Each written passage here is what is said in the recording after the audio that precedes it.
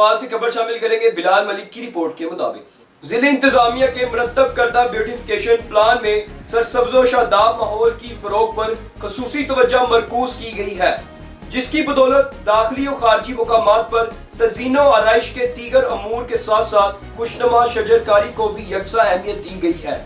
उन्होंने ये कहा है कि कलमा चौक तला गैंग की तज़ीनो आराइश की तकमील पर इफ्तिताह के बाद पौधा लगाकर शजरकारी का आगाज करते हुए कहीं।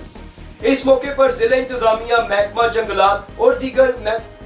दीगर मुतलका शोबों के अफसरानों अलकरान ने भी शिरकत की। डिप्टी कमिश्नर कुरतुल्लाह मलिक ने जिला चकवाल तला गैंग के ब्यूटिफिकेशन प्लान पर गुफ्तगू करते हुए कहा कि शहरी इलाकों के दाखिली रास्तों समेत अहम मुकामात को तज़ीनो आराइश के जरिए पुरकशिश बनाने के अमल में दिलकश शजरकारी भी सरसब्ज शादाब स्कीम की तरजीहात का अहम जुज़ू है और इस पर अमल दरामद के लिए म्युनिसिपल अदारों और महकमा जंगलात समेत दीगर सरकारी महकमों को भरपूर किरदार अदा करना होगा।